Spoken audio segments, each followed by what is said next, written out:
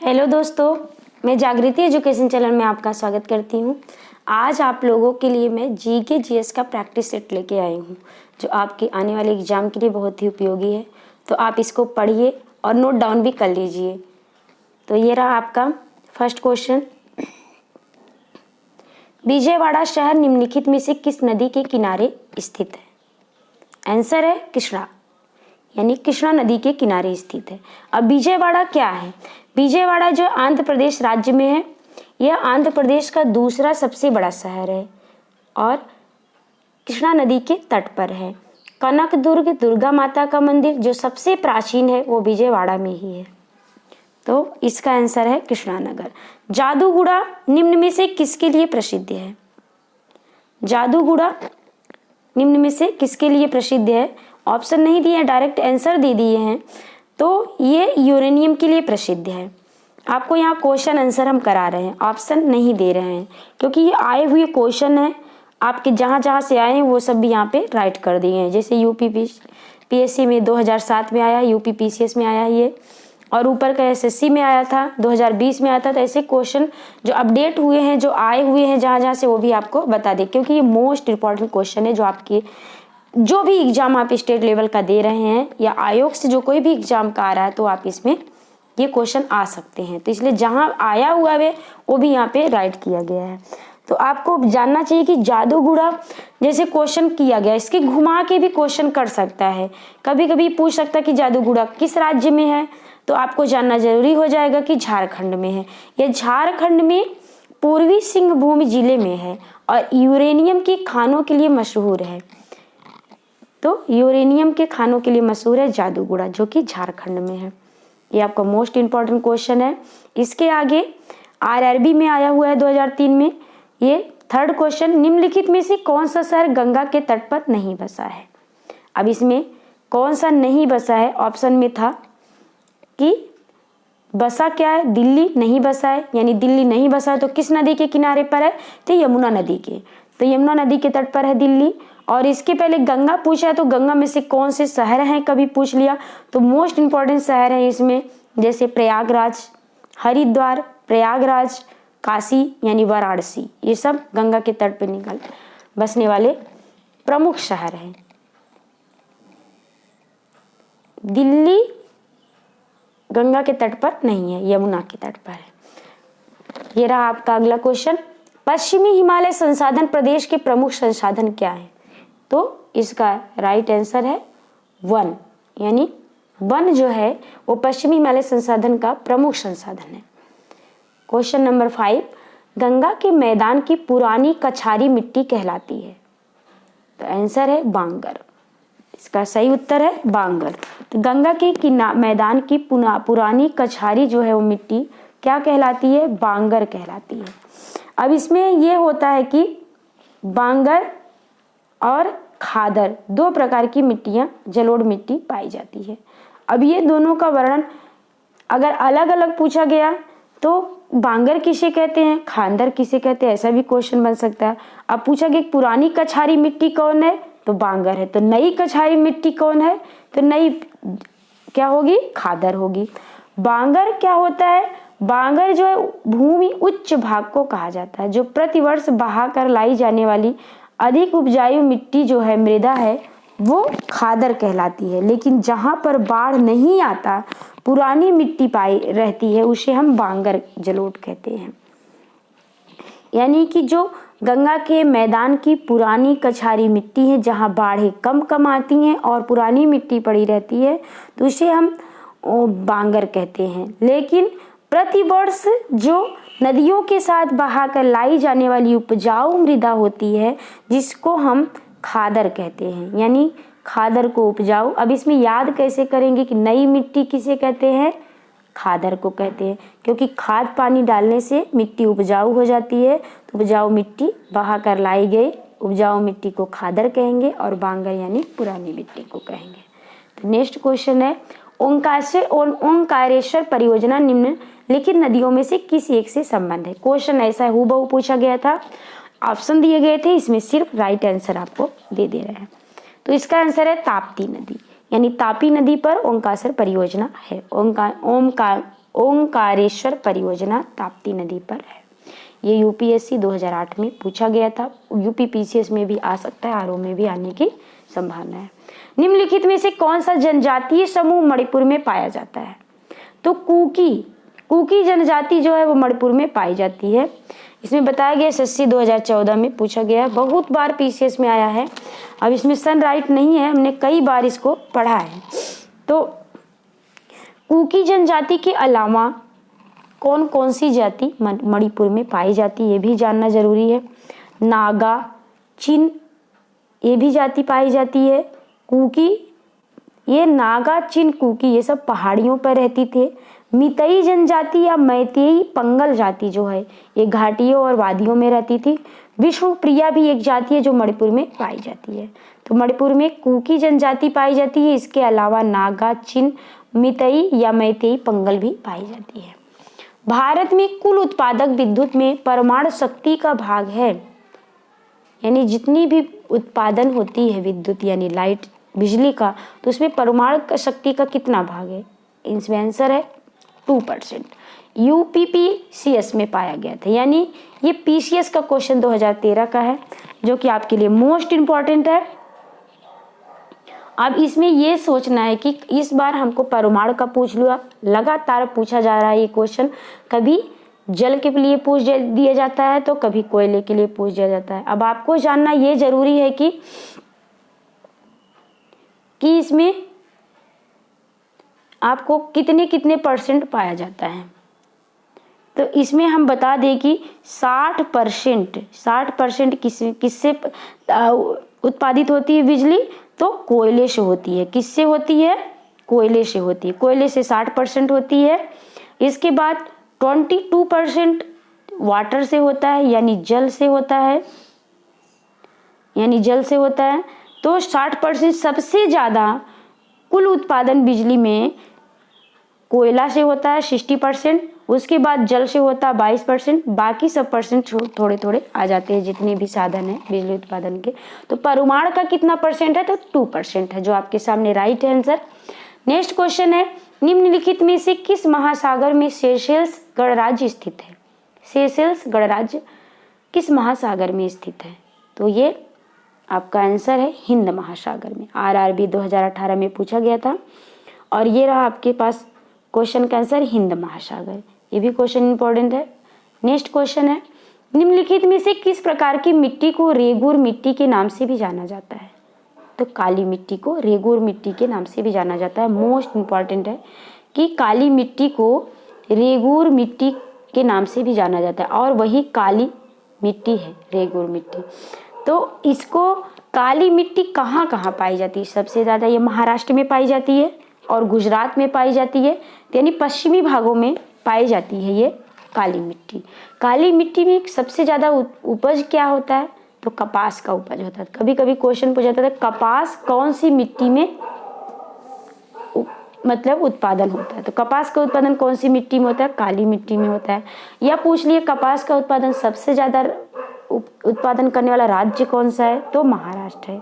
कभी कभी गुजरात रहा करता था, अभी प्रेजेंट टाइम में महाराष्ट्र है कपास के उत्पादन पे। तो कपास का उत्पादन काली मिट्टी में होता है। काली मिट्टी कहाँ पाई जाती है? महाराष्ट्र में पाई जाती है, कुछ भागों में गुजरात में भी पाया जाता है। तो ये रहा आपका क्वेश्चन नंबर 11। दांचीग्राम वन्य जीव अभ्यारण्य, दांची बोलो या डांचीग्राम, दोनों बोलते हैं। दांचीग्राम या डांचीग्राम वन्य जीव अभ्यारण्य निम्नलिखित में से किस राज्य में स्थित है? तो यह जम्मू कश्मीर में स्थित है। कहाँ पे है? जम्मू कश्मीर में स्थित है। नेक्स्ट क्वेश्चन है, भारत के किस प्रदेश में सोयाबीन की खेती का सर्वाधिक क्षेत्रफल है? तो यूपीपीसीएस ये 2013 में पाया गया था। ये क्वेश्चन 2013 में आया हुआ है, यूपीपीसीएस 2013 में।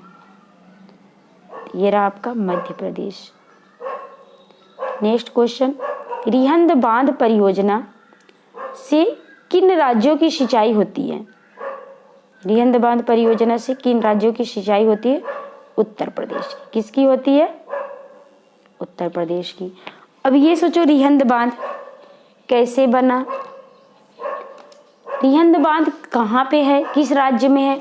रिहंद बांध जो है उत्तर प्रदेश के सोनभद्र जिले के पिपरी नगर में स्थित है। कहाँ पे है? पिपरी नगर। वहीं पिपरी की पहाड़ियों में रिहंद बांध के बनने पर एक झील बन गई जिसे गोविंद बल्लभ पंत जलाशय या झील कहते हैं। यह जो है गोविंद बल्लभ पंत जलाशय रिहंद बांध पे ही है, रिहंद बांध के पास ही है, रिहंद बांध के बनने से ही बना है और यह 30 किलोमीटर लंबा और 15 किलोमीटर चौड़ा है और भारत की सबसे बड़ी कृत्रिम झील है। क्या है ये? सबसे बड़ी झील। तो ये उत्तर प्रदेश और बिहार इससे लाभान्वित होते हैं सिंचाई से, लेकिन ये रिहंद बांध है कहाँ? उत्तर प्रदेश की रिहंद नदी पर बना हुआ है और रिहंद नदी के बनने पर यहाँ गोविंद बल्लभ पंत नामक जलाशय बन गया, जो जलाशय 30 किलोमीटर, कितना? 30 किलोमीटर लंबा और 15 किलोमीटर चौड़ा है। कितना है? 15 किलोमीटर चौड़ा है। तो ये जो है आपका गोविंद बल्लभ पंत सबसे बड़ा कृत्रिम झील है। यानी एक प्राकृतिक झील होती है जो प्रकृति के हिसाब से बनती है और एक जिसको व्यक्ति बनाते हैं उसे कृत्रिम झील कहते हैं। तो कृत्रिम झील गोविंद बल्लभ पंत कृत्रिम झीलों में सबसे बड़ी झील मानी जाती है और रिहंद नदी पर है और वहीं रिहंद नदी पर ही रिहंद बांध बना है जिससे सिंचाई 2 राज्यों में होती है, उत्तर प्रदेश और बिहार। तो नेक्स्ट क्वेश्चन नंबर 14, मरुद्वीप किससे संबंधित है? ये रेगिस्तान से संबंधित है। RRB 2004 में आया हुआ था। निम्नलिखित में से किसको समुद्रों का सबसे गहरा बिंदु माना जाता है? ये भी मोस्ट इंपॉर्टेंट क्वेश्चन है। CDS 2020 में आया था। PCS में भी इसमें 100% आने की संभावना है। क्वेश्चन को घुमा के फिरा के कैसे भी पूछ सकता है, तो आप इसको वेरी केयरफुली होके रीड करें और नोट डाउन भी करें। यानी दुनिया की सबसे बड़ी दुनिया की सबसे बड़ी मतलब कि निम्नलिखित में से समुद्रों का सबसे गहरा बिंदु यानी मेरियाना खाई। इसको मेरियाना खाई भी बोलते हैं, मेरियाना गर्त भी बोलते हैं, मेरियाना टर्च भी कह सकते हैं। मेरियाना टर्च, मेरियाना गर्त, जो कि किस सागर में है? तो प्रशांत महासागर में है और प्रशांत महासागर सबसे बड़ा सागर है। तो ये प्रशांत महासागर में कहाँ पे है? प्रशांत महासागर। और प्रशांत महासागर सबसे बड़ा सागर भी कहा जाता है।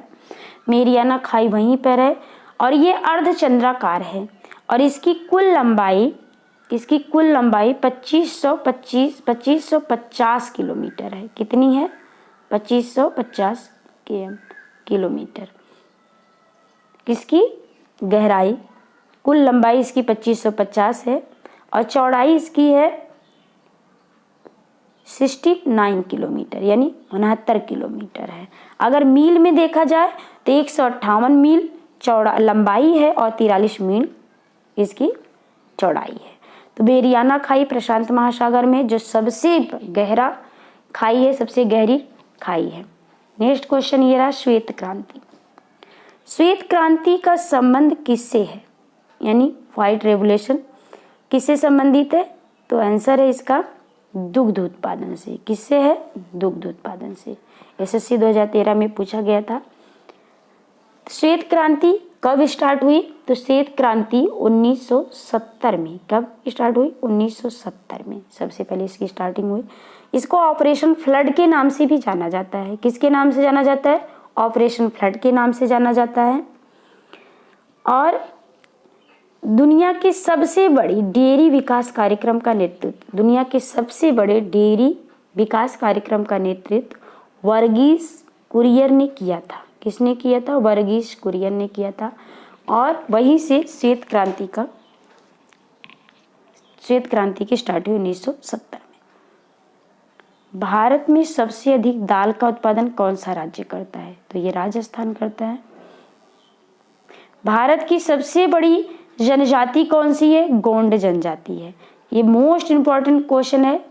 SSC 2010 में आया था, 2013 में आया था, MPPSC में 2014 में आया हुआ था। ये क्वेश्चन भी इंपॉर्टेंट है, UPPCS में भी आ सकता है। तो सबसे बड़ी जनजाति गोंड है। गोंड कहाँ पाई जाती है? आपको ये भी पता होना चाहिए। कि गोंड जनजाति भारत की अनुसूचित जनजाति है, आदिवासी जिसको बोलते हैं उसको जनजातियों के नाम से जानते हैं। तो लगभग 2 मिलियन पाई जाती है, ये जाति लगभग 2 मिलियन पाई जाती है, जो मध्य व दक्षिण मध्य भारत में स्थित है, जो मध्य व दक्षिण मध्य भारत में स्थित है। राज्यों का पूछ ले तो आंध्र प्रदेश, तेलंगाना, मध्य प्रदेश, बिहार, उड़ीसा में भी पाई जाती है। तो सबसे बड़ी जनजाति गोंड है, फिर उसके बाद भील है। कई लोग भील को भी बताते हैं, लेकिन गोंड ही सबसे बड़ी जनजाति है। नेक्स्ट क्वेश्चन है, निम्नलिखित में से कौन सा राज्य प्रमुख कोयला उत्पादक नहीं है? तो राजस्थान में कोयला उत्पादक नहीं होता।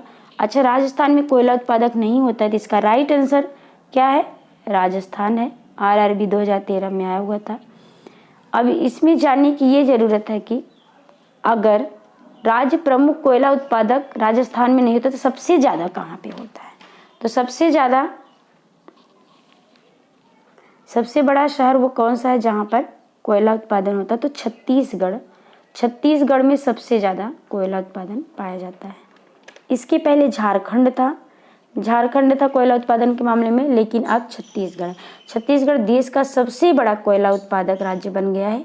इसके पहले कई दशकों तक झारखंड रहा है, अभी प्रेजेंट टाइम में छत्तीसगढ़ है। अब क्वेश्चन नंबर 20, अरब सागर के पानी का औसत खारापन है? तो औसत खारापन BPSC 2011 में पूछा गया था, तो 35 PPT इतना खारापन उसका है। नेक्स्ट क्वेश्चन है, निशी जनजाति मुख्यतः कहाँ पाई जाती है? CDS 2020 में पूछा गया था। तो ये आंसर, इसका राइट आंसर है कि 2 अरुणाचल प्रदेश। निशी जनजाति मुख्यतः कहाँ पाई जाती है? मुख्य रूप से अरुणाचल प्रदेश में पाई जाती है। भारत के किस राज्य में विश्व का सबसे बड़ा थोरियम का भंडार है? तो भारत में सबसे बड़ा थोरियम का भंडार कहाँ पे है? केरल में है। तो इसका राइट आंसर केरल में है। भारत का ओशनिक नेशनल पार्क स्थित है। ओशनिक नेशनल पार्क कहाँ पर स्थित है? ये UP ARO 2020 में पूछा गया था। अब ओशनिक यहाँ पे इंग्लिश में लिख दिया गया है, वैसे इसको हम कह सकते हैं कि भारत का समुद्री राष्ट्रीय उद्यान कहाँ पर है? समुद्री राष्ट्रीय उद्यान 1982 में कच्छ में है, यानी कच्छ कहाँ पे? गुजरात। तो गुजरात के कच्छ में है, इसका राइट आंसर है। अब इसको समुद्री नेशनल पार्क या राष्ट्रीय उद्यान भी कह सकते हैं। इसकी स्थापना 1982 में हुई थी। कब हुई थी? 1982 में हुई थी। यह भारत का सर्वप्रथम समुद्री राष्ट्रीय उद्यान है। यह भारत का क्या है? सर्वप्रथम समुद्री राष्ट्रीय उद्यान है। नेक्स्ट क्वेश्चन, भारत में ऊर्जा का मुख्य स्रोत क्या है? भारत में ऊर्जा का मुख्य स्रोत तापीय ऊर्जा है। जहां तक कृषि मंत्रालय के सरकारी वर्गीकरण का संबंध है, ये क्वेश्चन आपके लिए है। में कितनी कृषि जलवायु क्षेत्र है? इसका आंसर आपको बताना है। क्वेश्चन नंबर 25 को, जहां तक कृषि मंत्रालय के सरकारी वर्गीकरण का संबंध है, भारत में कितनी कृषि जलवायु क्षेत्र है? इसका आंसर आप कमेंट में दीजिए। बाकी 24 क्वेश्चन जो मोस्ट इंपॉर्टेंट है मैंने आपको बता दिया, इसको नोट डाउन कर लीजिए और इसको 4-5 बार पढ़ लीजिए, दिमाग में रट जाए, क्योंकि आने वाले PCS एग्जाम के लिए मोस्ट इंपॉर्टेंट है। एग्जाम टल चुका है और जब भी होगा उसके लिए अच्छी रणनीति से अच्छी तैयारी कर लीजिए। प्रैक्टिस बहुत ज़रूरी है, तो प्रैक्टिस सेट भी हम लाते रहेंगे। बाकी वीडियो भी अपलोड करेंगे, अभी थोड़ा तबीयत खराब होने की वजह से नहीं कर रहे हैं, तो आप प्रैक्टिस सेट लगाइए। क्वेश्चन यही है जो आपके एग्जाम में आने वाले हैं, तो आप इसे शेयर भी कर दीजिए, लाइक भी कीजिए और कमेंट भी कर दीजिए। कमेंट यानी सुझाव के लिए कमेंट कर सकते हैं, और जो हमने क्वेश्चन पूछा 25 का, इसका आंसर भी आप कमेंट में दे दीजिए। Thank you for watching.